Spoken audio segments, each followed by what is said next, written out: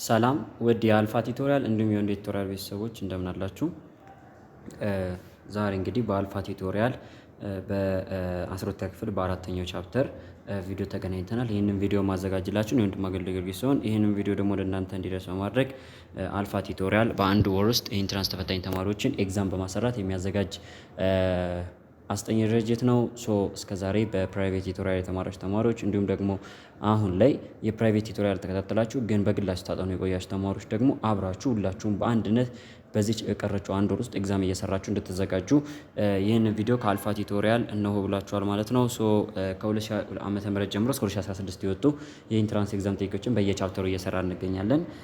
ዛሬ በ12ኛ ክፍል ቻፕተር 4 ተገናኝተናል። ይህ ቻናል ለሌሎች ተማሪዎችም እንዲዳረስ በተቻላችሁ መጠን ሁላችሁም ይህንን ቻናል ለሁሉም እንዲዳረስ ላይክ፣ ሼር እንዲሁ ሰብስክራይብ ማድረግ እንዳይረሳ። ሼር ባደረጋችሁ ቁጥር የሚደርሰው ተማሪ ቁጥር እየጨመረ ይሄዳል። ተማሪዎች ደግሞ ይህንን ቻናል በማግኘታቸው ብዙ የሚጠቀሙት ነገር አለ። ቢያንስ ኢቭን እስካሁን እንኳን ጥናቱን ማጥናት ያልቻለ አይደለም ጥናቱን መጨረስ ያልቻለ ተማሪ ቢያንስ በእነዚህ ኤግዛሞች ብዙ ነገሮችን ከቨር ማድረግ ይችላል እና ተደግሞ የሚወጡ ጥያቄዎችን መስራት ይችላል እና በሂስትሪ በጂኦግራፊ እንዲሁም በኢኮኖሚክስ ኮርሶች እነዚህን ተማሪዎች ለማገዝ የእናንተም ድጋፍ እንዳይለየን ለማለት እንወዳለን።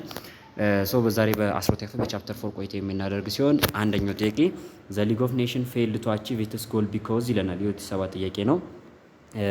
አንደኛው የዓለም ጦርነት ልክ እንደተጠናቀቀ 1919 ላይ የዓለም ሀያላን አራቱ መንግስታት ወይም ዘ ቢግ ፎር የሚባሉት የፍራንስ፣ የብሪቴን፣ የአሜሪካ እና የጣሊያን አመራሮች ወይም መሪዎች በጋራ በመሆን ከዚህ በኋላ ዓለም ላይ እንደዚህ ክስተት እንዳይከሰትና ዓለምን አንድ አድርጎ የሚያስተዳድር አንድ የሁሉም የበላይ የሆነ መንግስት ለመመስረት አቅደው ነበረ። በዚህም ሊግ ኦፍ ኔሽን ተመሰረተ ብለናል።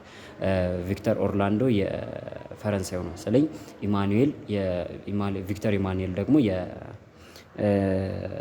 ጣሊያን እንዲሁም ቻምበርሊን የብሪቴን አለ እንዲሁም ደግሞ ዊድሮ ዊልሰን የአሜሪካው በመሆን የሊግ ኦፍ ኔሽን አቋቁሟል። 1919 በቨርሳይል ስምምነት አማካኝነት ቨርሳይል ላይ የተመሰረተው ይህ የሊግ ኦፍ ኔሽን ድክመት ምን ነበረ ወይም ደግሞ ለመውደቁ ከሁለተኛው የዓለም ጦርነት በኋላ በዩናይትድ ኔሽን ለመተካቱ ምክንያቱ ምንድን ነበረ ነው።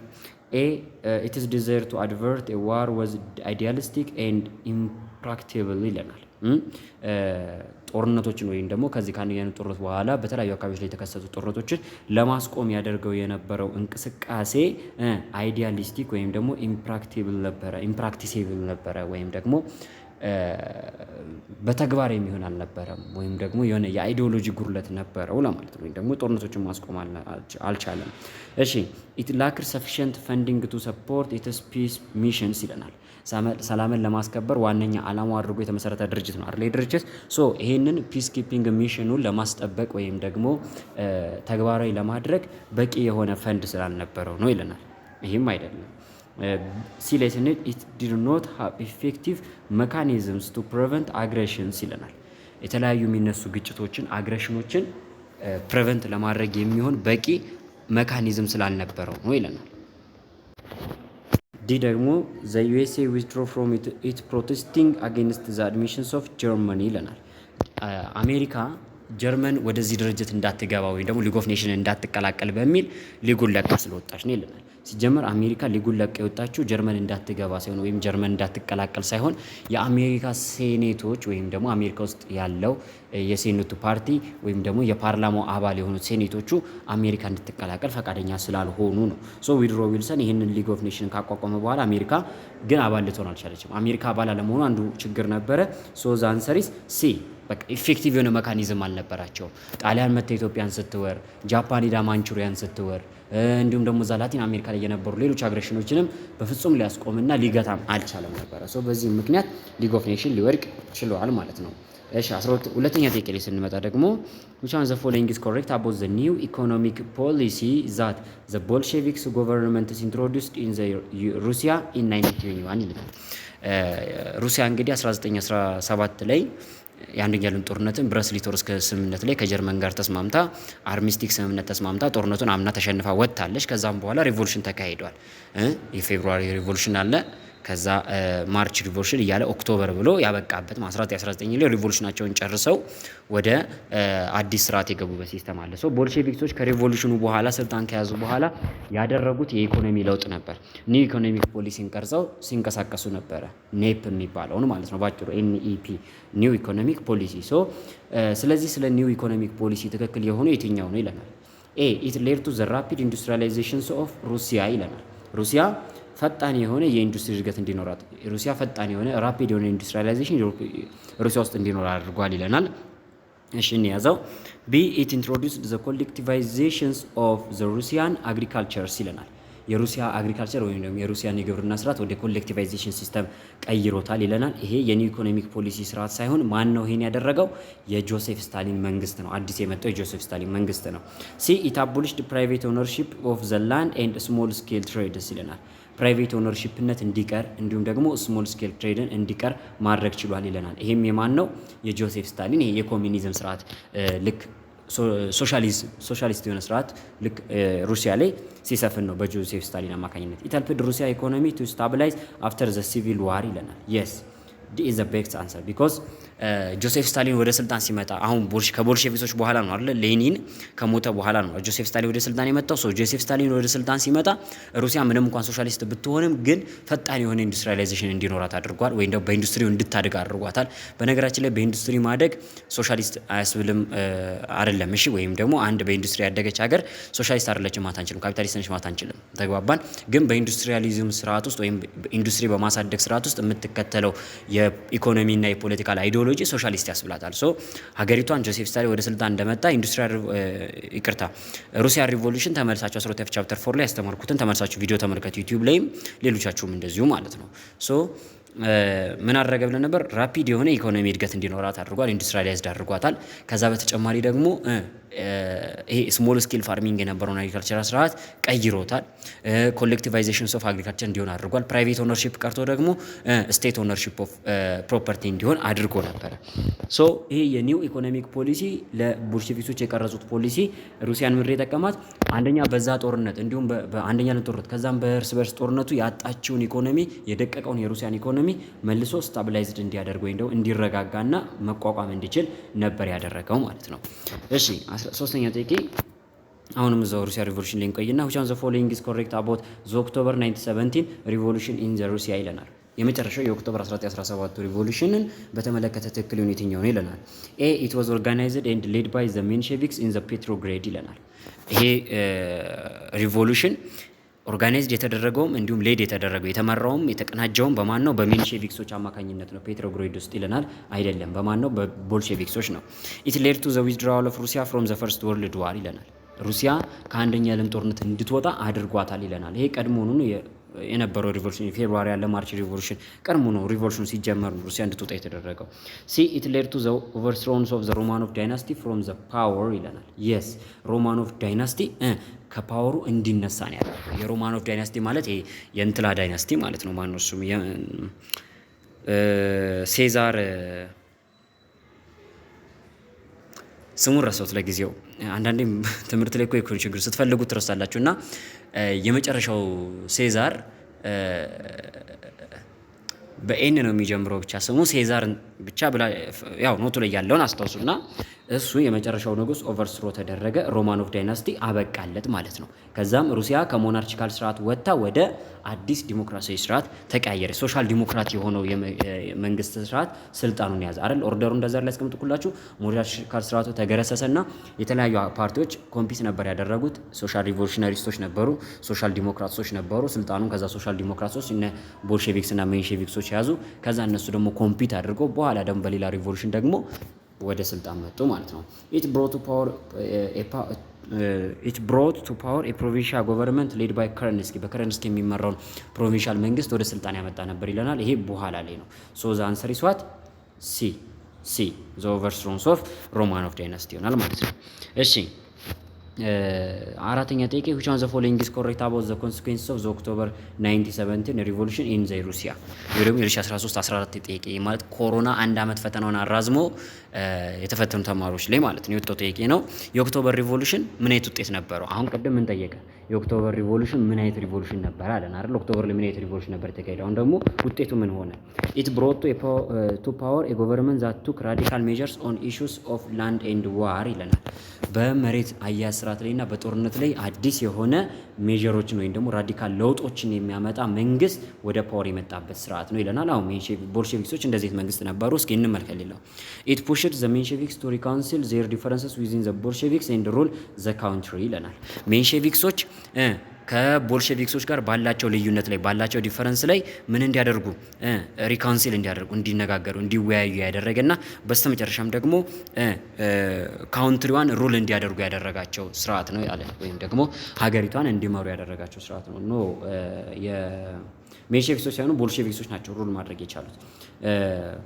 It gained the Soviet regime international recognition and thus the end of foreign intervention ይለናል። ሶቪየት የሶቪየትን ሪጅም ወይም ደግሞ ሶቪየት የተሰኘችውን አገዛዝ ስርዓት ወይም መንግስት ኢንተርናሽናል ሪኮግኒሽን እንዲኖራት ያደረገና ፎሬን ኢንተርቬንሽኑ እንዲበቃ ያደረገ ወይም ደግሞ የውጭ አካላት ጣልቃ ገብነት እንዲቆም ያደረገበት ታይም ነበረ ይለናል። ሶቪየት ዩኒየን ገና በዚህ ታይም ላይ አልተመሰረተችም አይደል እንዴ? ጆሴፍ ስታሊን ነው በኋላ ላይ ሶቪየት ዩኒየን የሚለውን ዲክሌር ያደረገው። ግን እስኪ ምርጫውን ዲን እንመልከት። It encouraged the Bolsheviks to regain legitimacy by restraining their more radical policies ይለናል። yes ቦልሼቪክሶች መጀመሪያ ላይ ከነበሩት ሪቮሉሽኖች በተሻለ ሌጂቲመሲ ያገኙበት እንዲሁም ደግሞ የተለያዩ ራዲካል ፖሊሲዎችን ያወጡበት ለምሳሌ ምንድን ነበረ? ላንድ ብሬድ እና ፒስ ነው አይደለ? መፈክራቸው የነበረው ላንድ ብሬድ ኤንድ ፒስ። እንዲሁም ደግሞ የተለያዩ ኢኮኖሚ ፖሊሲዎችንም ፖለቲካ ፖሊሲዎችንም በማውጣት ስልጣናቸውን በደንብ ያጠናከሩበት ታይም ነበረ ማለት ነው። ሶ ዛንሰሪስ ዲን እንመርጣለን። አምስተኛ ጥያቄ which of the following is true about ሆሎኮስት? ሆሎኮስት ምንድን ነበረ? እስኪ የምታስታውሱ ልጆች አይ ቲንክ እንዳስታውሳችሁ ተስፋ አደርጋለሁ። ሆሎኮስት ማለት አዶልፍ ሂትለር አይሁዳውያንን የጨረሰበት ወይም የጨፈጨፈበት የጥቃት ነው አይደለ? ወይም ደግሞ የጨረሰበት እንትን ነው አይደለ? ጭፍጨፋ ነው፣ ጂኖሳይድስ ነው አይደለ? 2007 ላይ ምን ብሎ ጠየቀ? ሆሎኮስት ምንድን ነበረ? ወይም ደግሞ ስለ ሆሎኮስት ትክክል የትኛው ምርጫ ነው አለ። it was the mass killings of German opponents of Hitler's ይለናል። ምን አለን? የጀርመን ጠላት የሆኑትን አካላት ሰብስቦ የመግደል ስርዓት ነበር ወይም ደግሞ ሰብስቦ የማጥፋት ስርዓት ነበር አለን። እሺ እንደ አማራጭ እንያዘው። እንቀጥል ግን it referred to a massive casualties among soldiers during World War II ይለናል። በሁለተኛው ዓለም ጦርነት ጊዜ የነበረው ብዙ ወታደሮች መሞታቸውን የሚያሳይ ነው ወይም ደግሞ የብዙ ወታደሮችን ሞት የሚያሳይ ነው። massive casualties among soldiers በወታደሮች በኩል ያለቀውን ቁጥር የሚያሳይ ነው ይለናል። አይደለም፣ ይሄ ወታደሮችን በተመለከተ አይደለም። እሺ it was the mass killings of Jewish and other minorities in Europe ይለናል። yes the answer is በቃ ሌላ ምርጫ ያስፈልገናል። ምን አለን? አውሮፓ ውስጥ የነበሩ አይሁዳውያንና ሌሎች አነስተኛ ጎሳዎች በማህበረሰቦች የተጨፈጨፉበት የተገደሉበት ስርዓት ነው። ሆሎኮስት ይህ ነበር። አዶልፍ ሂትለር በጣም ይጣላቸው ነበር። ለአይሁዳውያን የኛ ጠላት ናቸው ብሎ ያስብ ነበር። እሺ አሁንም 2008 ላይ እንሂድና what was the Blitzkrieg strategy that Germans used during the Second World War ይለናል። 2008 ላይ ነው ብልዝሪክ የተሰኘው ስትራቴጂ ጀርመን በሁለተኛው ዓለም ጦርነት የተጠቀማቸው ብልዝሪክ ስትዝሪክ የሚባሉ ስትራቴጂን ስትጠቀም ነበር አይደለ? ሶ ይሄ ብልዝሪክ ምን አይነት ስትራቴጂ ነበረ? ብልዝሪክ ወይም ደግሞ ላይትኒንግ ዋር ኦር ፎኒ ዋር የሚባለው ማለት ነው። ብሎኬድ ኦፍ ዘ ሜጆር ሲፖርትስ ይለናል። ወይም ደግሞ ዋና ዋና የባህር ላይ ወደቦችን፣ ፖርቶችን፣ ሲፖርቶችን ብሎክ ያደረጉበት ወይም ደግሞ ያቋረጡበት የዘጉበት ስርዓት ነበር ይለናል። አይደለም። ቢ ሌይንግ ሲጅስ ቱ ዘ ሜጆር ታውንስ ይለናል። ወይም ደግሞ ትልልቅ ከተሞች ላይ ምሽግ የሰሩበት ነበር። አይደለም። ሲ ኬሪንግ አውት ኮኦርዲኔት ፕሮፓጋንዳ ይለናል። አይደለም። ወይም ደግሞ በጣም የተደራጀ የፖለቲካ ፕሮፓጋንዳ ሲዘሩ ወይም ደግሞ ሲያናፍሱ የነበረበት ሁኔታ ነበር ይለናል። አይደለም። ዲ ዲፕሎይመንትስ ኦፍ ዘ አርሚ ኢን ኤ ኩዊክ ኤንድ ኮኦርዲኔት ማነር yes the answer is ዲ ጦሩን ወይም ሰራዊቱን በፈጣንና በትልቅ ጫና አማካኝነት ምን ማድረግ ኃይል እንዲያሳርፍ ወይም ደግሞ ጥቃት እንዲያደርግ እንዲፈጽም ማድረግ ማለት ነው። ምን የምንለው ብልዝሪክ የምንለው ታስታውሱ ከሆነ ፎኒ ዋር ወይም ላይትኒንግ ዋር ምን ላይ ነበረ?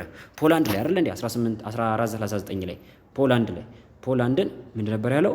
ብልዝሪክ አለና አዶልፍ ሂትለር ወረረ። ብልዝሪክ አለ በቃ ላይትኒንግ ዋር መብረቃዊ ጥቃት በቃ ፖላንድን በጥቂት ሳምንት ውስጥ ብዙም ሳምንት ባልፈጀ ወይም ብዙ ቀናት ባልፈጀ ጊዜ ውስጥ ቀን ማታ በጦር ደብድበን እንይዛለን አለ። ይሄ ላይትኒንግ ዋር ኦር በእነሱ ቋንቋ በጀርመንኛ ብልዝሪክ ተባለ። ሙሉ ሰራዊቱን ሙሉ በሙሉ ምን እንዲያደርግ ዲፕሎይ ሙሉ ኃይሉን በፍጥነት እንዲሁም ደግሞ በተቀናጀ መልኩ ምን እንዲል ተጽዕኖ እንዲያሳድርና ጥቃት እንዲፈጽም የሚያደርግ ፖሊሲ ነበረ። ሰባተኛ ጥያቄ which one of the following is not the aims of United Nation ይለናል። የዩናይትድ ኔሽን ዓላማ ያልሆነው የትኛው ነው? ዩናይትድ ኔሽን ከሁለት ያለው ጦርነት በኋላ እንግዲህ ሲቋቋም የራሱ የሆኑ ዓላማዎች ነበሩት አይደል? በእርግጥ ይሄ ቻፕተር 5 ላይ ነው መሄድ የነበረበት። እስኪ እንስራው ግን ችግር የለውም። ዓላማው ያልሆነ የትኛው ነው? ቢኤ ፕሮሞቲንግ ሪስፔክትስ ፎር ሂውማን ራይት ወይም ደግሞ የሰብአዊ መብቶችን ማክበር፣ ይሄ ዋነኛው ዓላማው ነው። ቢ ሪሶልቪንግ ኮንፍሊክት ስሩ ሚዲዬሽን የሚፈጠሩ ግጭቶችን በሰላማዊ መንገድ በስምምነት በሽምግልና በሚዲዬሽን መፍታት። ሲ ሜንቴኒንግ ኦል ጎቨርንመንትስ ኢን ፓወር ወይም ሁሉንም የመንግስት ኃይሎች ወይም በየሀገራቱ ያሉ የመንግስት ኃይሎችን በስልጣናቸው ላይ እንዲቆዩ ማድረግ። ይሄ ሊግ ኦፍ ኔሽን አይመለከተው፣ እሱ የሀገሪቷን ህዝብ ነው የሚመለከተው። ዲ ሰፖርቲንግ ኢኮኖሚ ዲቨሎፕመንት ፕሮግራምስ፣ ሀገራቶች በሚያደርጉት የኢኮኖሚ እድገት ውስጥ እነዚህን ፕሮግራሞች መደገፍ። እሺ እስኪ አምና ወደ ወጣ ጥያቄ ደግሞ እንምጣ። ዋት ዋዝ ዘ ኢሚዲየት ኮዝስ ኦፍ ዘ ሰከንድ ወርልድ ዋር ይለናል። የሁለተኛ ዓለም ጦርነት ኢሚዲየት ኮዙ ምንድን ነው? የሁለተኛ ዓለም ጦርነት ኢሚዲየት ኮዝ ነው የተባለው። ኢሚዲየት ኮዝ ወይም ደግሞ ጦርነቱን እንዲጀመር የመጀመሪያውን የጥይት ተኩስ ያስጀመረው ነገር ምንድን ነው? ኤ ዘ ፋብሪኬሽንስ ኦፍ አክሲስ ፓወርስ ሴክሬት ፕላን ቱ ፓርቲሽን ዘ ግሎብ ይለናል። አክሲስ ፓወሮች በሚስጥራዊ መንገድ ዓለምን ለመከፋፈል ስምምነት ማድረጋቸው ይለናል። አይደለም፣ እንደዚህ የታሰበም አልነበራቸውም። ቢ ዘ ዊዝድራዋል ኦፍ ጀርመኒ ፕሌጅድ ቱ ጋራንቲ ዘ ሶቨርኒቲ ኦፍ ቼኮስሎቫኪያ ይለናል። የቼኮስሎቫኪያን ሶቨርኒቲ ወይም ደግሞ ነጻነት ለማስጠበቅ በሚደረገው እንቅስቃሴ ላይ ወይም ደግሞ የቼኮስሎቫኪያን ሉዓላዊነት ለማስከበር በሚደረገው እንቅስቃሴ ላይ ጀርመን አልስማማም ብላ በመውጣቷ ነው ይለናል። አይደለም። ሲ ብሪቲሽ ዴሲሽን ቱ ኦኩፓይ ዘ ፖርትስ ኦፍ ዳንዚግ አስ ኤ ፕሪሚቲቭ አክሽንስ አጌንስት ጀርመንስ ኢንቬንሽን ይለናል። ጀርመን ቼኮስሎቫኪያ ላይ ላደረገችው ወረራ ምላሽ እንዲሆን ብሪቲሽ ደግሞ የዳኒዝ ፖርትን ወይም ደግሞ የዳንዚግ የተሰኘውን ወደብ ስለያዘች ወይም ስለተቆጣጠረች ነው ይለናል። ይሄም አይደለም።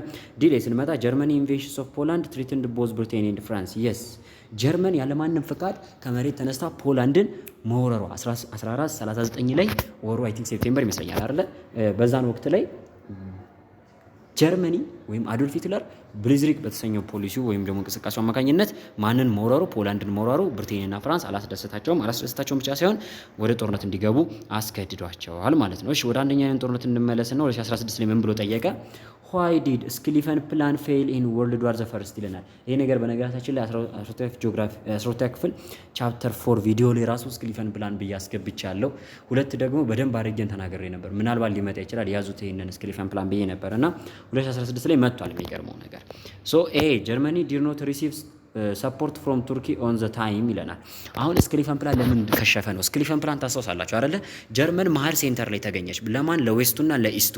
ስለዚህ በሁለቱም በኩል ጠላት አፈራች። ስለዚህ የጀርመን መሪ በወቅቱ የነበረው ኦቶ ቮን ቢስማርክ እንዴት አድርጌ ሁለቱንም እንትሎች አካላት ማጥቃት እችላለሁ የሚለውን ከጦር ኃይሉ ጋር አብሮ ፕላን ሲያደርግ ነው የወቅቱ የጀርመን ኮማንደር የነበረው ማን ስክሊፈን ብቻ የመጀመሪያ ስሙ ረሳሁት። ስክሊፈን ቀጣዩ የአባቱ ስም ነው።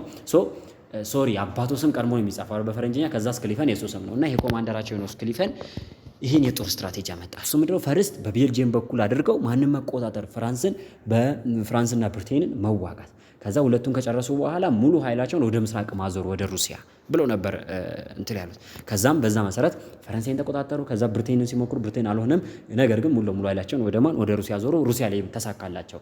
ከዛ ብሪቴንን እየተዋጉ ባለበት ነው እንግዲህ አሜሪካ ገብታ ከጦርነቱ እንዲሸነፉ ያደረገቻቸው። ስክሊፈን ፕላን ለምን ከሸፈ? ጀርመን አሪፍ ሂዶላት ነበረ። ሩሲያንም ምንም እንዲሁም ደግሞ ፍራንስንም ጥላበት ነበረ። ግን በኋላ ላይ ለምን ሊከሽፍ ቻለ? ምን አለን? ጀርመን በዛን ሰዓት ላይ ከቱርክ ድጋፍ ስላላገኘች ነው አለን። አይደለም። ቢሌ ስንሄድ ደግሞ ሩሲያ ሞባላይዝድ ኩዊክሊ ኤንድ አታክድ ጀርመኒ ይለናል። ጀርመን ባላሰበችበት መንገድ እና ባልጠበቀችው ሁኔታ ሩሲያ ከጠበቀችው ፍጥነት ወይም ደግሞ ጀርመን ከጠበቀችው ፍጥነት ሩሲያ ወደ ጀርመን ሙቭ በማድረጓና ይሄ ፕላን ሙሉ ለሙሉ ሳይሳካ ቀድማ ጥቃት በመሰንዘሯ ምክንያት ጀርመን ብዙ ኪሳራ ደርሶባታል ይለናል። እሺ ሲ ዘ ዩኤስ ሪፊውዝድ ቱ ሴንድ ዘ አርምስ ጀርመኒ ሃድ ፔድ ፎር ይለናል። ወይም ደግሞ የአሜሪካ መንግስት ለጀርመን ወታደሮች የሚከፈለውን ክፍያ ባለመላኩ ነው ይለናል። አይደለም። ዲ ጀርመኒ ዲድ ኖት ሃቭ ኤር ሱፐሪዮሪቲ ኦን ዘ ዌስተርን ፍሮንት ይለናል። ጀርመን በምዕራቡ ክፍል ላይ ምን አልነበራትም ይለናል። ምን አልነበራትም? የአየር ኃይል የበላይነት አልነበራትም። የአየር ኃይል የበላይነት አልነበራትም ይለናል። ይሄ ልክ ነው። የአየር ኃይል የበላይነት አልነበራትም። ግን ይሄ የአየር ኃይል የበላይነት አለመኖሩ እንድትጎዳ ያደረጋት በሁለተኛው የዓለም ጦርነት ነው። ከመጀመሪያው ይልቅ በሰከንድ ወርልድ ዋር ጊዜ ነበረ። ሶ ዛንሰሪዝ ኤ ነው ቢ ነው ይቅርታ ቢ ነው። ስለዚህ መልሳችን ቢ ይሆናል። ምክንያቱም ጀርመን የአየር ኃይል የበላይነት የተወሰደባት በብሪቴን በዌስተርን ፍሮንት በብሪቴን በማን ነበረ? በምዕራብ በኩል በብሪቴን ነበረ። ሮያል ኤር ፎርስ የሚባለው ታስታውሳላችሁ። ሰከንድ ወርልድ ዋር ላይ ራፍ የምንለው ሮያል ኤር ፎርስ የምንለው የብሪቴኑ የአየር ኃይል ማለት ነው። ጀርመን በመሬትም ደበደበች፣ በአየርም ደበደበች፣ አልቻለችም። ከዛ ብሪቴን ደግሞ ለአየር ኃይሉ ራዳር ሰራችላት። ራዳርን ሰርታ የጀርመንን ጦሮች ገና ከአየር ላይ ማክሸፍ ጀመረች። ሶ ይሄ ለጀርመን ትልቅ ኪሳራ ነበር በሁለተኛው ዓለም ጦርነት። እሺ ታዲያ በአንደኛው አይደለም። እሺ 10ኛ ጥያቄ ዋይ ዲድ ዩኤስኤ ዲክሌር ዋር ኦን ጃፓን ኢን ዘ ሰከንድ ወርልድ ዋር ይለናል።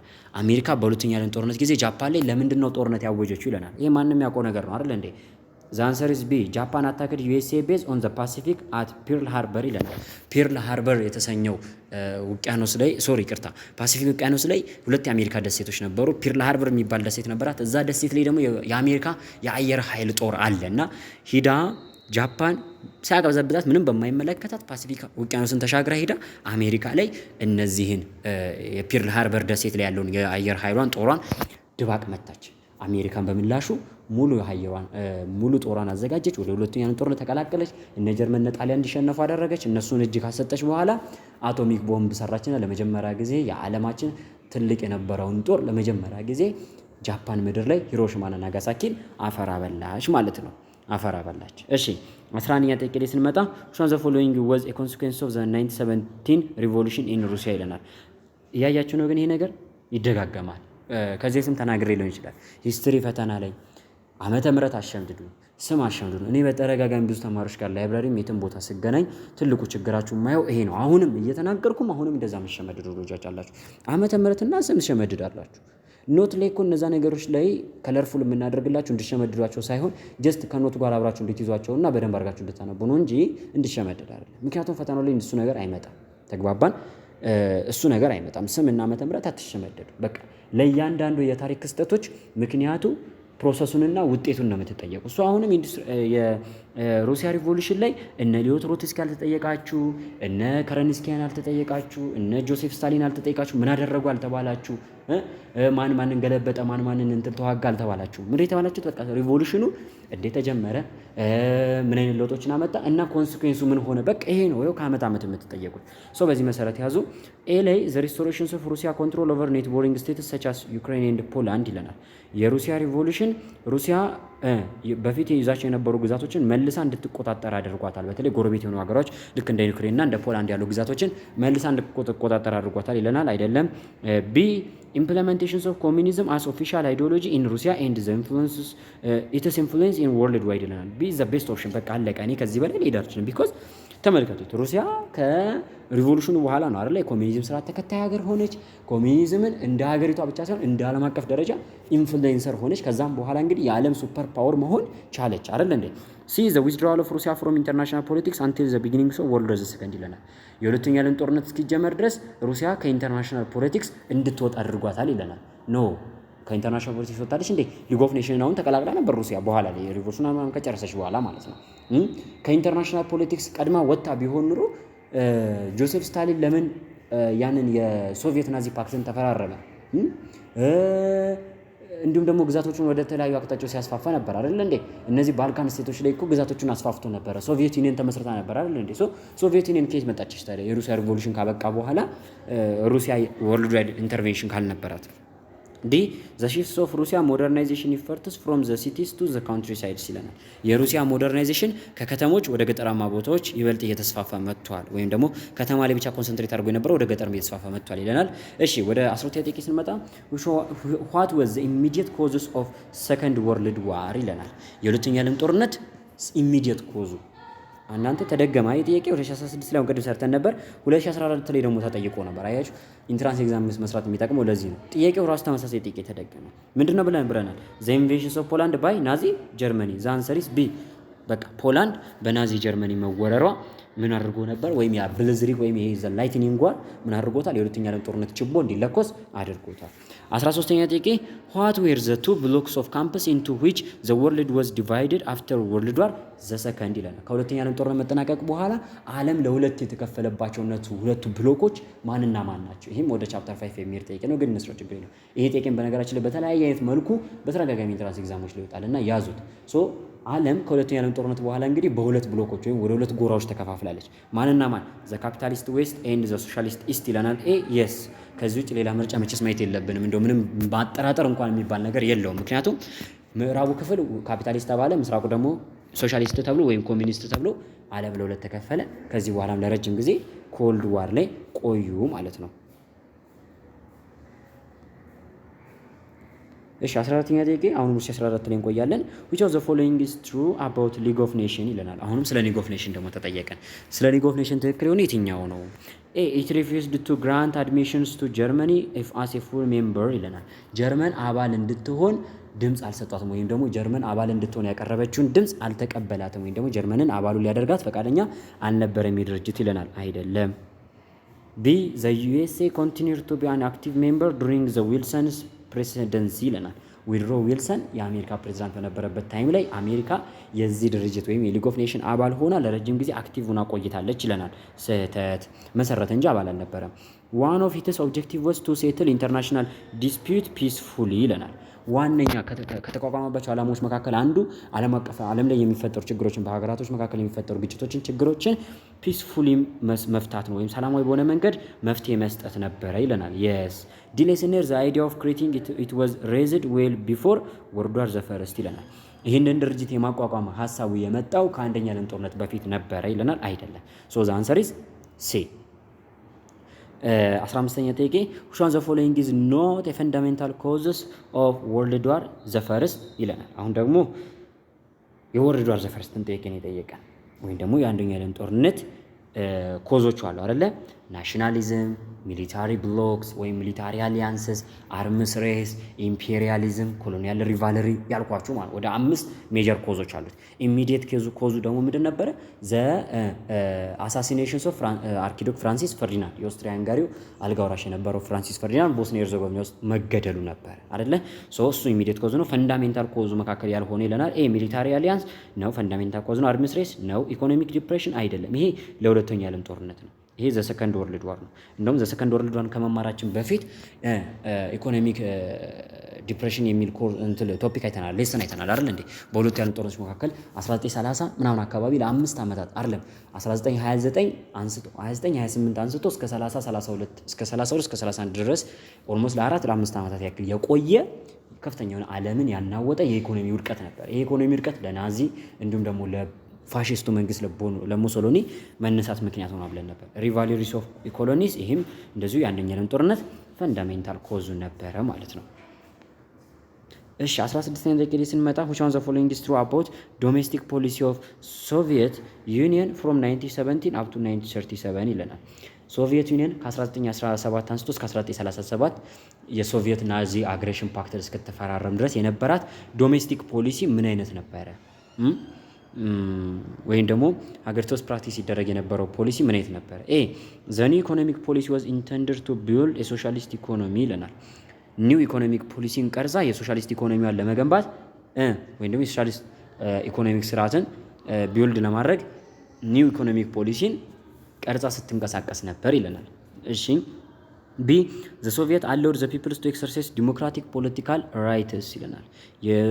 የሶቪየት መንግስት ህዝቦቹን ዲሞክራቲክ የሆነ ፖለቲካል ራይት እንዲኖራቸው ሲያደርግ ነበር፣ ወይም ደግሞ ለህዝቡ ዲሞክራቲክ የሆነ ፖለቲካል ራይትን ፈቅዶ ነበር ይለናል። ሲ ዘ ቦልሼቪክስ ፓርቲ ስታብሊሽድ አን አሊያንስ ዊዝ ዘ ዋይት ሩሲያንስ ይለናል። ይሄ ፍጹም የማይሆን ነገር ነው። እርስ በርስ እንደውም ሲዋጉ ነበር አይደል እንዴ? ቦልሼቪክሶች ከዋይት አርሚዎች ጋር ስምምነት ፈጥረው ነበር ይለናል። አይደለም። ዲ ዘ ጎቨርንመንት ስፒድሊ አንደርቱክ ኤ ላርጅ ስኬል ኢንዱስትሪያላይዜሽን የስ መንግስት፣ የሩሲያ መንግስት ምን አደረገ?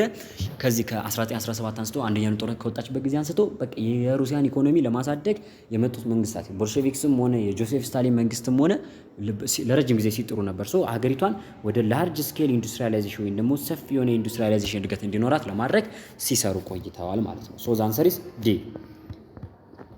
17 ጥያቄ ስንመጣ which one of the following was a direct causes of World War the First ይለናል። 2015 ላይ እንምጣና የአንደኛው የዓለም ጦርነት ዳይሬክት ኮዝ የሆነው የትኛው ነው ይላል። ዳይሬክት ኮዝ የሆነው ኤ ዘ አሳሲኔሽንስ ኦፍ አርኪዱክ ፍራንሲስ ፈርዲናንድ የስ ዘ ትሪቲ ኦፍ ቨርሳይል አይደለም፣ የውጤቱ ነው። ዘ ራይስ ኦፍ ኮሚኒዝም ኢን ሩሲያ ይሄም በኋላ ላይ ነው። ዘ ኤክስፓንሽን ኦፍ ኦቶማን ኢምፓየር ይሄም አይደለም። ሶ ዘ አንሰር ኢዝ ኤ። ሶ መልሳችን ኤ ይሆናል ማለት ነው። እሺ ወደ 18ኛ ጥያቄ እንምጣ።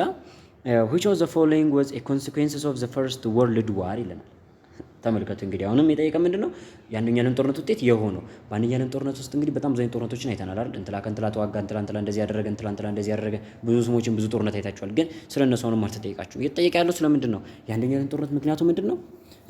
ውጤቱስ ምን ሆነ? በቃ ሶ የአንደኛው የዓለም ጦርነት ውጤት የሆነ የትኛው ነው? ኤ ዘ ኤስታብሊሽመንትስ ኦፍ ብሪቲሽ ኤንድ ፍሬንች ዶሚናንስ ኢን ዘ ሚድል ኢስት ይለናል። ፈረንሳይና ብሪቴን በመካከለኛው ምስራቅ አካባቢ ላይ ዶሚናንስ ፓወር መሆን ቻሉ ወይም ደግሞ ሀያላን መንግስታት መሆን ችለው ነበር ይለናል። ቢ ዘ ፓርቲሽንስ ኦፍ ፖላንድ አሞንግ ዘ ቪክቶሪየስ ፓወርስ ይለናል። ፖላንድ በአሸናፊዎቹ ሀገራት መካከል ተከፋፍላለች ይለናል። አይደለም፣ ሲጀመር ፖላንድ ሁለተኛው የዓለም ጦርነት ላይ ነው የጦርነት አውድማ የሆነችው። ሲ ዘ ስትሬንግዝ ኦፍ ዘ ኦስትሪያን ኤንድ ሲዛሪስት ኢምፓየር ይለናል። ስትሬንግዝኒንግ ዘ ኦስትሪያን ኤንድ ሲዛሪስት ኢምፓየር የኦስትሪያን መንግስትንና የሲዛሪስት መንግስትን እንዲጠናከሩ አድርጓቸዋል። ወይም የአንደኛው የዓለም ጦርነት ውጤት አንዱ ምንድን ነበር? የኦስትሪያ መንግስትና የሲዛር መንግስት ወይም የሩሲያው ሞናርቺካል መንግስት መጠናከር ነበር ይለናል። ነው ሁለቱንም አዳክሞ እንደውም ወድቀዋል አይደል እንዴ? የኦስትሪያው ሀብስበርግ ካልተሳሳትኩኝ አይደለም ሀብስበርግ ዳይናስቲ፣ እንዲሁም ደግሞ የሲዛሪስት ኤምፓየር ወይም የሩሲያው ደግሞ ሮማኖቭ ዳይናስቲ ወድቀዋል አይደል እንዴ? ከዛ ደግሞ የጀርመን ደግሞ ሌላ ዳይናስቲ አለ። ዲ ዘ ኮምፕሊት ብሬክ አፕ ኦፍ ጀርመን አርሚ ኤንድ ናቪ ይለናል። የጀርመን ሰራዊትና የጀርመን የባህር ኃይል ሙሉ ለሙሉ ምን አድርጓል? ብሬክ አፕ አድርጓል፣ ፈራርሷል ይለናል። የስ የጀርመን ጦር ከ100,000 እንዳያድግ እግረኛ ጦሯ ጀርመን ምንም አይነት የባህር ጦር እንዳይኖራት አሜሪካ ማዕቀብ ጣለች። አሜሪካም ሊግ ኦፍ ኔሽንስ ማዕቀብ ጣለባት። 100,000 የእግረኛ ጦሯም ደግሞ እነዚህ ሀያላኑ ዘ ቢግ ፎር የሚባሉ ሀገራት የሚያውቁት ጦር ብቻ እንዲኖራት፣ ምንም አይነት ያለነሱ እውቅና ምንም አይነት መሳሪያ እንዳታመርትና እነሱ የሚያውቁት መሳሪያ ብቻ እንዲኖራት የሚል ማዕቀብ ተጥሎባት ነበር የቨርሳይልስ ስምምነት ላይ። እሺ 19ኛ ጥያቄ what was the fundamental factor for the outbreaks of the second world war ይለናል። ለሁለተኛው የዓለም ጦርነት መጀመር ምክንያቶቹ ምንድናቸው? ዘ ፈንዳሜንታል ኮዝ። አሁን ደግሞ ፈንዳሜንታል ኮዝ 2015 ላይ እንግዲህ አስቡት 2014 2015 2016 ተከታታይ 3 ዓመት ሙሉ የሁለተኛው የዓለም ጦርነት ምክንያትና ውጤት የአንደኛው የዓለም ጦርነት ምክንያትና ውጤት መጥቷል። ስለዚህ 2017 ዘንድሮ ይደገማል። ይህ ማለት 2-3 ጥያቄ ቢያንስ በትንሹ ዘንድሮ 4 ጥያቄ በትንሹ ከዚህ ቻፕተር ላይ አግኝታችኋል ማለት ነው። ሩሲያ ሪቮሉሽን ሲጨመርበት ደግሞ አስቡት አንድ ጥያቄ እንኳን ቢመጣ 5 አገኛችሁ ማለት ነው። ከአንድ ቻፕተር ላይ 5 መልስ ይህን ኤግዛም ብቻ በመከታተላችሁ አግኝታችኋል። እንግዲህ ፍርዱ የእናንተ ነው። ሶ ለሁለተኛው የዓለም ጦርነት ለመጀመሩ ምክንያቱ ፈንዳሜንታል ኮዙ ምንድን ነው? ኤ ዘ ስፕሪድስ ኦፍ ራሲዝም ኢን ጀርመኒ ኤንድ ኢታሊ ይላል። በጀርመንና በጣሊያን ውስጥ ዘረኝነት እየተበራከተ መምጣቱ። እንቶ ቢ ዘ አርምስ ሬስ ቢትዊን ትሪፕል አሊያንስ ኤንድ ትሪፕል ኢንቴት ይለናል። በትሪፕል አሊያንስ እና በትሪፕል ኢንቴት መካከል የነበረው የጦር እሽቅድድም ይለናል። ይሄ መች ነው? አንደኛው የዓለም ጦርነት ጊዜ ነበረ። የአንደኛው የዓለም ጦርነት ጊዜ ነው ምን ትሪፕል አሊያንስ እና ትሪፕል ኢንቴት የነበሩት። ሁለተኛው የዓለም ጦርነት ላይስ አክሲስ ፓወር እና አላይድ ፓወር ተብሎ ነበር የሚጠሩት። እነ ብሪቴን እና አሜሪካ አላይድ ፓወር ናቸው። ጀርመን፣ ኢታሊ እና ጃፓን ደግሞ አክሲስ ፓወርስ ተብሎ ይጠሩ ነበር። ሲ ዘ ፊሊንግስ ኦፍ ቪክቲምሁድ ፌልት ባይ ጀርመንስ አባውት ዘ ቨርሳይል ትሪቲ የስ በቃ ሌላ ምርጫ ያስፈልገናል። የአንደኛው የዓለም ጦርነት ሲጠናቀቅ የቨርሳይል ስምምነት ተፈራርሞ ነበር አይደለ? ጀርመን ከአሸናፊዎቹ ሀገራት ጋር።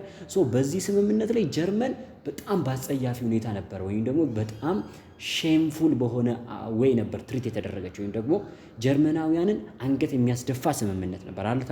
ተብላችሁ የተማራችሁት ሼምፉል የሆነ አክት ነበር። ጀርመን ሰራዊቷ እንዲገደብ አደረገ። ቀኝ የገዛቻቸው ግዛቶቿ እንዲወሰዱባት አደረገ። ከዛ በተጨማሪ ደግሞ ተሸንፋም ያኑላ የጦር ካሳ እንድትከፍል ቁጥሩ ወደ 60 ምናምን ሚሊዮን ቢሊዮን የአሜሪካን ዶላር የጦር ሪፓሬሽን እንድትከፍል ነው አይደል የተደረገችው። ይሄ ሁላ በጣም አጸያፊ የሆነ ውርደትን አከናንቧት ነበር። ይሄ ይሄ ስምምነት ለጀርመናውያን ትልቅ ጠባሳ ነበር፣ ህመም ነበር። ጀርመናውያን ጥርሳቸውን ነቅሰው እንዲኖሩ ያደረጋቸው ስምምነት ነበር። ለዘመናት የማይሻር ቁስል ይዘው ነበር ለ40 ምናምን ዓመት ጀርመናውያን የቆዩ። ይሄ ቁስል ነበር እንግዲህ 1939 ላይ የፈነዳው በአዶልፍ ሂትለር አማካኝነት የጀርመናውያን ቁስል እንግዲህ እንደዛ አብጦ የነበረው የቂም ቁስል የፈነዳው ማለት ነው። በዚህ ምክንያት የሁለተኛው ዓለም ጦርነት ተጀመረ። ለሁለተኛው ዓለም ጦርነት ፈንዳሜንታል ኳዙ መሰረታዊ ምክንያቱ ምንድነው ከተባለ ጀርመናውያን በቨርሳይል ስምምነት ላይ የደረሰባቸው ውርደት ነው፣ ሂሚሊቴሽን ነው። ተግባባን። ዘ ፖሊሲ ኦፍ አፒዝመንት ፐርሲድ ባይ ብሪቴን ኤንድ ፍራንስ። ምናልባት እኮ ዲ ነው የምትሉኝም ጠይቃል ተማሪዎች ትኖሩ ይችላላችሁ። እኔ 19ኛው ጥያቄ ኮሬክሽን አለው ብላችሁ ኮሜንት ብታደርጉ ተማሪዎች ተጣላን በቃ በፍጹም ዲ ብሪቴን ኤንድ ፍራንስ ይከተሉት የነበረው አፒዝመንት ፖሊሲ ለጦርነቱ አንዱ ምክንያት ነው። ምክንያቱም ጀርመንና ብሪቴንና ፍራንስ ለጀርመን የሆነ አንድ ልባት መፍጠር ነበረባቸው። ይሄ አፒዝመንት ፖሊሳቸው አላዋጣቸው ነበረ። ግን ይሄ አፒዝመንት ፖሊሲ ያን ያህል ፈንዳሜንታል ኮዝ የምንለው አይደለም። ምክንያቱም እነሱ እኮ ጦርነቱን እንዲቀር እንጂ እንዲከሰት አይደለም ያደረገው። ይሄ አፒዝመንት ፖሊሲ ወይም ደግሞ እንዲፈጠር ብሎ አይደለም ይሄን አፒዝመንት ፖሊሲ ሲከተሉ የነበረው። እሺ 20ኛ ጥያቄ ዋት ዋዝ ዘ ኢሚዲየት ፋክተር ፎር ዘ አውትብሬክ ኦፍ ዘ ሰከንድ ወርልድ ዋር። አስቡት እንግዲህ አንድ ዓመት ላይ ተመሳሳይ ጥያቄ ለሁለተኛ ዓለም ጦርነት ቅድም ፈንዳሜንታል ኮዝ ነበር የተጠየቀው። 2015 ላይ ራሱ ድጋሚ ደግሞ እንደገና ሁለተኛ ዓለም ጦርነት እንዲጀመር ኢሚዲየት ፋክተሩ ምንድን ነው አላል። 2014 ላይ ጠይቀዋል። 2015 ላይ እንደዚሁ 2014፣ 2015፣ 2016 ላይ ኢሚዲየት ኮዝስ ኦፍ ሰከንድ ወርልድ ዋር ጠይቀዋል። ምንድን ነው ዲ አይደለ? ይኸው ዲ ዘ ኢንቬንሽንስ ኦፍ ፖላንድ ባይ ጀርመኒ አርሚ። ፖላንድ በጀርመን ጦር መወረሯ ነበረ። ዘ አታክስ ኦፍ ፒርል ሃርበር ባይ ጃፓን ከተባለ እሱ ምንድነው አሜሪካ ወደ ጦርነቱ እንድትገባ ነው ያደረገው። ተግባባን አይደለ? አሜሪካ ወደ ጦርነቱ እንድትገባ ነው ያደረጋት። እሺ ወደ 21ኛ ጥያቄ እንምጣ። ዋይ ዲድ ዘ ሩሲያ ወርኪንግ ክላስ ሰፖርት ዘ 1917 ሪቮሉሽን ይላል። አያችሁ በየዓመቱ ሩሲያ ሪቮሉሽን አይቀርም። አነሰ ከተባለ አንድ ጥያቄ በዛ ከተባለ ጥያቄ አይቀርም። 2015 ላይ ስለ ሩሲያ ሪቮሉሽን ደግሞ አንድ ጥያቄ ጠይቋል። ምን አላቸው? 1917 ላይ የነበረውን የሩሲያ ሪቮሉሽን ወርኪንግ ክላስ ወይም ደግሞ ሰራተኛው አካል ሲደግፍ ነበር፣ ወታደሩ ሲደግፍ ነበር፣ ገበሬው ሲደግፈው ነበር። ይሄን ሪቮሉሽን ሁሉም የደገፉበት ምክንያት አላቸው። ከነዚህ ውስጥ ግን ማንን የጠየቀው? ወርኪንግ ክላስ። አያችሁ ማንኛውም ታሪክ ሲካሄድ ሳስተምር ምን ብዬ ነበር? ኮዝ አለው። ማንኛውም ታሪክ ወይም ደግሞ ማንኛውም እዚህ ምድር ላይ የተከሰተ ነገር ምክንያት አለው። ከዛ ደግሞ ሂደት አለው፣ ፕሮሰስ አለው፣ ከዛ ውጤት አለው። መያዝ ያለባችሁ ይሄ ነገር የሩሲያ ሪቮሉሽን ምክንያቱ ምን ነበር? ቲክቲክ አድርጋችሁ በአንድ በአምስት ቡሌት ታስቀምጣላችሁ። ይሄ ሪቮሉሽን እንዴት ተካሄደ? ቲክቲክ አድርጋችሁ በአንድ በአምስት ቡሌት ወይም በአንድ በአምስት ሴንቴንስ ታስቀምጣላችሁ። ውጤቱ ምን ሆነ? አለቀ። ሩሲያ ሪቮሉሽን አለቀ። ይሄ ነው በቃ ጥናት ማለት የተማሪ ጥናት ሂስትሪ ስታጠኑ ይሄ ነው። ወርኪንግ ክላሱ ለምን ነበር የደገፈው? ሊቪንግ ኮንዲሽንስ ኦፍ ዘ ወርከርስ ሃድ ወርዝንድ ይለናል። ሰራተኞች የነበሩበት የስራ ሁኔታ በጣም መጥፎ ሁኔታ ላይ ስለነበሩ ነበር። ቢ መኒ ኮንስክሪፕትስ ወርከርስ ሃድ ሎስት ዜር ላይቭስ ይለናል። አብዛኛው ሰራተኞች ህይወታቸውን ያጡ ስለነበረ ነው ይለናል። ይህን ለፈው ሲዛር ሃድ ኢምፖዝድ ኤ ዋር ታክስ ኦን ዘ ወርከርስ ይለናል። የሲዛሩ መንግስት በጦርነቱ ለደረሰበት ኪሳራ ሰራተኞቹ ላይ ምን ብሎ ነበረ? በጦርነቱ የደረሰበት ኪሳራ ለማካካስ ከፍተኛ የሆነ ታክስ ጥሎባቸው ነበር ይለናል። ይሄ ሊጥል ጥሏል። ያ ታክስም ተቀባይነት አላገኘም። ግን ዋነኛ ኮዛቸው ያልነበረ ዘ ጎቨርንመንት ሪስትሪክትድ ሌበር ዩኒየን ይለናል። የነበረው መንግስት የሌበር ዩኒየን እንዳይቋቋም ስለከለከለ ነበር ይለናል። በፍጹም የተቋቋመ ነበር ሌበር ዩኒየን። ዘ አንሰር ኢዝ ኤ ነው። ሰራተኞች የነበሩበት ሁኔታ በጣም አስቸጋሪ ነበር፣ ለስራ የማይመች እንደዛም ሆኖ በቂ ክፍያ ያገኙ። ወርከርሶቹ ተርበው ነበር። ይሰራሉ ግን የተሻለ ህይወት የላቸውም። ይሰራሉ ግን ጤናማ ህይወት የላቸውም። ይሰራሉ ግን በቂ ገቢ የላቸውም። ተርበው ነበረ። ይሄ እንዲሳተፉ አድርጓቸዋል። 22ኛ ጥያቄ ላይ ስንመጣ which of the following was among the basic causes of the first world war ይለናል። ለአንደኛ የዓለም ጦርነት ቤዚክ ኮዝ የሆነ የትኛው ነው? ይህን ጥያቄ ደግሞ የጠየቀው መች ነው? 2011 ተደጋገመ አልተደጋገመም? እርግጠኛ አሁን ራሱ እያስጠላችሁ መጣ አይደል? ጥያቄው ከተረጋገመ ምን ይሰራሉ እንደምትሉ ተስፋ አደርጋለሁ። የአንደኛ ዓለም ጦርነት ቤዚክ ኮዙ ምንድን ነው አለ? ኤ ዘ ኮምፕሌሽንስ ኦፍ ዘ ዩኒፊኬሽንስ ኦፍ ጀርመኒ፣ የጀርመን ዩኒፊኬሽን ወይም የጀርመን አንድነት መጠናቀቁ ነው ይለናል። አይደለም። ቢ ስንሄድ ዘ መርደር ኦፍ ኦስትሪያን ክራውን ፕሮቪንስ ይለናል። ወይም ደግሞ ፕሪንስ፣ ይቅርታ የኦስትሪያ ሃንጋሪ አልጋ ወራሽ የነበረው ልዑል ፕሪንስ ማለት ልዑል ነው አይደል? ይህ ልዑል መገደሉ ነው ይለናል። ዘ ግሎባል ሪቫለሪ አሞንግ ኢምፔሪያሊስት ፓወርስ ይለናል። ወይም ደግሞ ዘ ግሎባል ሪቫለሪ አሞንግ ኢምፔሪያሊስት ፓወርስ። ኢምፔሪያሊስት ፓወሮች እነማን ናቸው? እንደነ ፍራንስ፣ እንደነ ብሪቴን፣ እንደነ ኢታሊ፣ እንደነ ፖርቹጌዝ፣ ስፔን። በእርግጥ እነሱ ጦርነት ተሳታፊ ባይሆኑም እንደነ ማነች ኔዘርላንድ፣ ጀርመኒ ያሉ ሀገራት ኢምፔሪያሊስት ፓወሮቹ የነበራቸው ግሎባል ሪቫለሪ ወይም ደግሞ ፉክክር ያ ኢምፔሪያሊዝም ያለው ቤዚክ ኮዞች መካከል ኢምፔሪያሊዝም ያለው እና ኮሎኒያል ሪቫለሪ ያለው የስ ሰርቢያ ኦኩፔሽንስ ኦፍ ቦስኒያ ሄርዞጎቪና ሰርቢያ ቦስኒያ ሄርዞጎቪናን መቀራመቷ ወይም መቆጣጠሯን ይለናል። አይደለም። ዛንሰሪ ሲ እርግጠኛ ነኝ 22ኛ ጥያቄ ኢዝ ኦብቪየስሊ ቢ ያላቸውን ኮሜንት እንደምትሰጡ አይ አም 100 ሹር ኖ። ይሄ ኢሚዲየት ኮዝ ነው የተጠየቅነው፣ ግን ዘ ቤዚክ ኮዝ ነው የተጠየቃችሁት። እሺ እዚህ ጋር እኔ እንትላ መምህር እንደዚህ ያለኝ እንትላ እንደዚህ ያለኝ ብትሉ አይመለከተኝም። ልክ ነው፣ ጥያቄውን ለመልሳለሁ። ሁለቱም ኮዝ ናቸው። ግን ለአንደኛው ዓለም ጦርነት ቤዚክ ኮዝ ከተባላችሁ ማን ነው? ኢምፔሪያሊስት ፓወሮቹ የነበራቸው ሪቫለሪ ነው። ኢሚዲየት ኮዝ ከተባላችሁ ግን ቤት ትላላችሁ። ማስረጃ እንግዲህ ነግራችኋለሁ። ማስረጃውን ተመሳሳይ ኖታችሁን አንብቡ። ከዛ ውጭ ግን ኮሜንት ላይ መጣችሁ ኩዌስችን ነምበር 22 ኦብቪየስሊ ቢ ብትሉ አይ ዶንት ኬር። ይህን ስላችሁ ደግሞ ልክ አይደላችሁም ሳይሆን ሁለቱም ኮዝ ናቸው። ግን ያንኛው ኢሚዲየት ኮዝ ነው፣ ቢ ኢሚዲየት ኮዝ ነው፣ ሲ ደግሞ ፈንዳሜንታል ኮዝ ነው። 23ኛ ጥያቄ ዋት ዲድ ሂትለር ሆፕ ቱ ጌት ፍሮም ዘ ሳይኒንግስ ዘ ናዚ ሶቪየት አግሬሽን ፓክት ኦፍ ዘ 1939 ይለናል። 1939 ላይ ሂትለር እና ሶቪየት ናዚ የአዶልፍ ሂትለር ከሩሲያው መሪ ወይም ከሶቪየቱ መሪ ጆሴፍ ስታሊን ጋር የተፈራረሙ ስምምነት ነበር፣ ዘ ናዚ ሶቪየት ፓክት። ሶ ከዚህ ስምምነት ምን አገኛለሁ የሚል ተስፋ ነበረው ሂትለር ነው የሚለን። ሂትለር ምን አገኛለሁ ብሎ ያስብ ነበር። አቮይድ ፋይቲንግ ኦን ቱ ፍሮንትስ ኢን ዘ ኬዝስ ኦፍ ኮንፍሊክት ዲቨሎፒንግ ኢንቱ ኤ ፉል ስኬል ዋር ይለናል። ጦርነቱ በደንብ እየሰፋና ፉል ስኬል ዋር በሚሆንበት ጊዜ በሁለት ግንባር ጦርነትን ለማስቀረት ወይም ደግሞ ልክ እንደ አንደኛው ዓለም ጦርነት እንደ ስክሊፈን ፕላን ውድቀት እንዳይከሰትና በሁለቱም በኩል ጀርመን እንዳትወረር የሁለት ግንባር ጦርነትን አስቀርቶ በአንድ ግንባር በኩል ብቻ ለመዋጋት ነበር ይለናል። አዎ ይሄ ጀርመን ሂትለር ይሄን ያሰበው። ቢ ዩዚንግ ሩሲያ ናቫል ቤዝ ኢን ዘ ኤኒ ፊውቸር ኮንፍሮንቴሽን ዊዝ ብሪቴን ይለናል። ከብሪቴን ጋር ለሚኖርበት የወደፊት ጦርነቶች የሩሲያን የጦር ኃይልን የባህር ኃይልን ለመጠቀም ነበር ይለናል። አይደለም። ሲ ፍሬትኒንግ ሙሶሎኒ ሶ ዛት ሂ ሪሜን ፒስፉሊ ቱ ሂም ኦል አሎንግ ይለናል። ሙሶሎኒ ፍራቻ ስለነበረበት ወይም ደግሞ ከሙሶሎኒ ጎን እንደሚቆምና አብሮ ከሙሶሎኒ ጋር እስከ ረጅም ጉዞ መጓዝ እንደሚችሉ ለማሳወቅ ነበረ ይለናል። አይደለም። ዲ ሴኩር ሩሲያንስ ኢንተርቬንሽን ኢን ዘ ኬስ ኦፍ ጀርመኒስ አታክድ ባይ ፍራንስ ይለናል። ጀርመን በፈረንሳይ አታክ ስትደረግ ሩሲያ ጦርነቱን ጣልቃ ገብታ ለጀርመን እንደምታግዝ ምን ለማድረግ ወይም ደግሞ የጀርመንን እርዳታ ሴኩር ለማድረግ የጀርመንን እርዳታ ለማግኘት ነበር ይለናል። አይደለም። ይሄ ጦርነት ምን ነበረ? ራሱ ስሙ እኮ ይነግረናል። ይኸው ዘ ሶቪየት ናዚ ነን አግሬሽን ፓክት ነው አይደል? ነን አግሬሽን ማለት ነው ቻሌንጅ አለመደራረግ ወይም እርስ በርስ አለመዋጋት አለመጋጨት ማለት ነው። ሶ ሁለቱ ሀገራት ይሄን አይነት ስምምነት ተፈራረሙ፣ ወዳጅ ናቸው፣ እርስ በርስ አይዋጉም ማለት ነው። ስለዚህ ይሄ ሆነለት ማለት ናዚ ምን ያደርጋል ማለት ነው። ለጊዜውም ሶቪየት የሱ ጠላት እንዳልሆነች ስለምታስብ ጆሴፍ ስታሊን ሂትለርን አይሰጋውም ወይም አይጠረጥረውም። ስለዚህ ከሱ ጋር መዋጋት አይፈልግም። ጀርመን ወይም ደግሞ አዶልፍ ሂትለር እንደ ልቡ ማንን አውሮፓ ላይ ያሉትን እነ ብሪቴን እነ ፍራንስ እንዲሁም ሌሎቹን ግዛቶች ካጠቃለለ ከገዛ ካሸነፈ በኋላ ወደሱ ሊመጣ ነበር ሀሳቡ። ወይም ወደ ማን? ወደሱ ወደ ሩሲያ ለመምጣት ነበር። የማን? የሂትለር ሀሳብ ማለት ነው። ሶ ዘ አንሰር ኢዝ ኤ 24ኛ ጥያቄ ዱሪንግ ዘ ባትልስ ኦፍ ብሪቴን ዘ ሜጀር ታርጌትስ ኦፍ ጀርመን ሚሊታሪ ስትራይክ ወዝ ይለናል።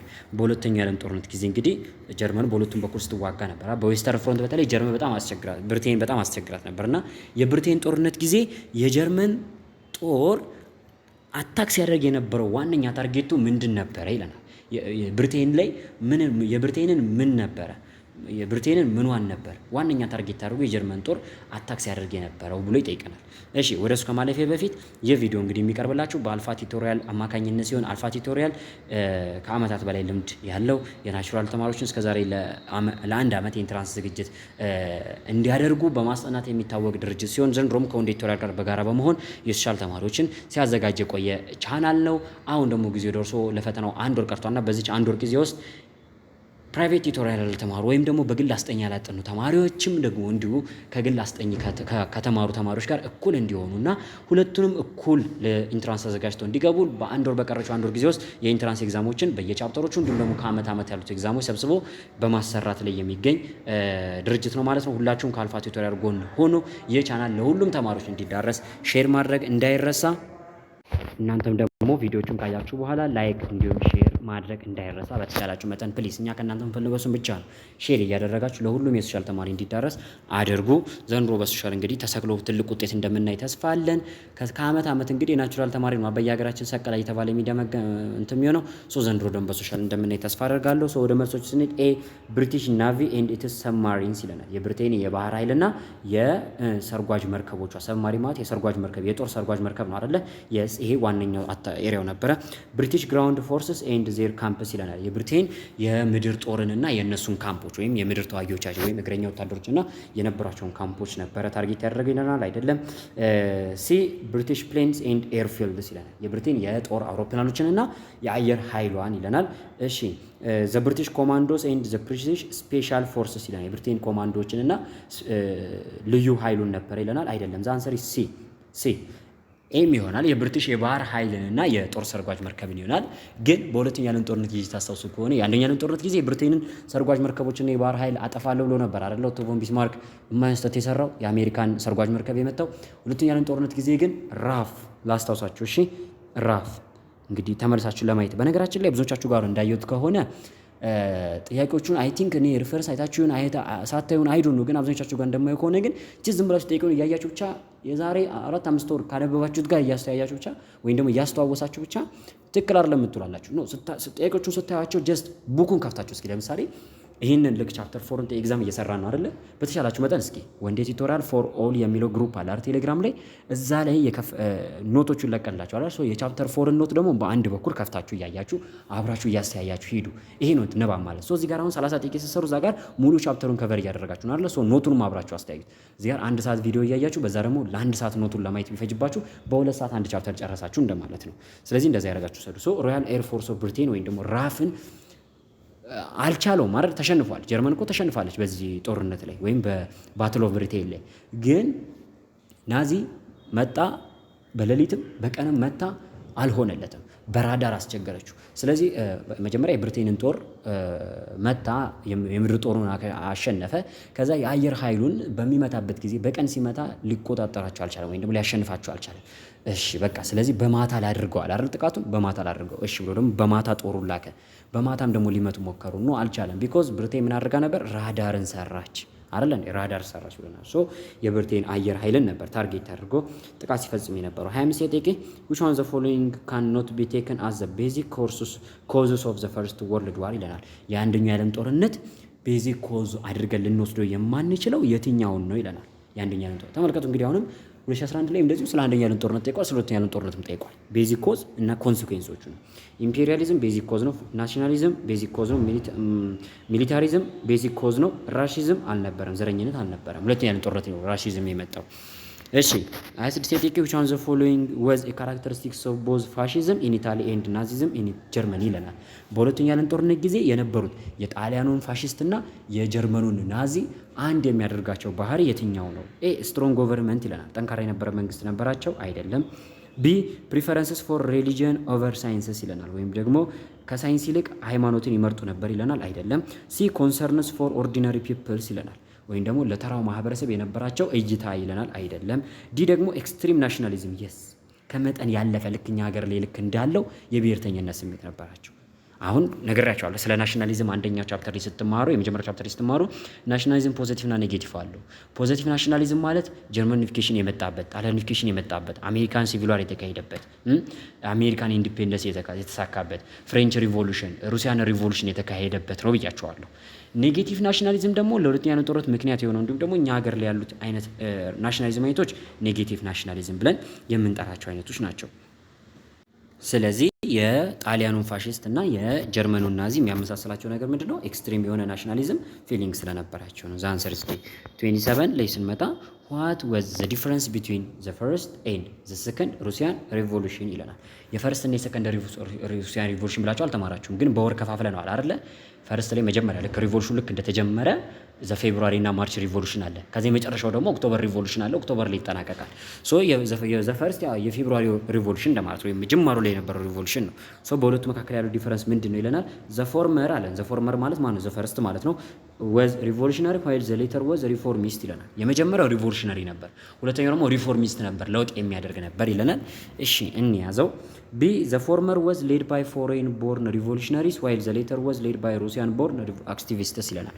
የመጀመሪያው አለን ወይም the first Russian revolution ከውጭ በመጡ የሩሲያ ተወላጆች ወይም ደግሞ ከውጭ የመጡ ሪቮሉሽነሪዎች ያካሄዱት ሪቮሉሽን ሲሆን ሁለተኛው ግን የሩሲያ ተወላጅ የሆኑ ኔቲቭ ሩሲያውያን ያደረጉት ሪቮሉሽን ነው ይለናል። አይደለም። C the former was ቦርጄስ ሪቮሉሽን አለ ነው። the former ማለት አሁንም the first Russian revolution ማለት ነው። የቦርጄስ ሪቮሉሽን ሳይሆን ወይም ደግሞ ቦርጄሶችን ሪቮሉሽናይዝድ የተደረጉበት ሲሆን while the later was working class revolution ይለናል። ሁለተኛው ግን ምንድነው አለን?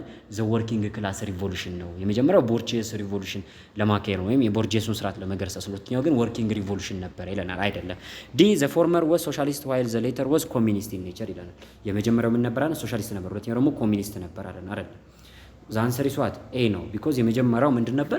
የነበረውን የመንግስት ስርዓት የመለወጥ ሁኔታ ነበር፣ ሪቮሉሽናይዝድ የማድረግ ነበረ።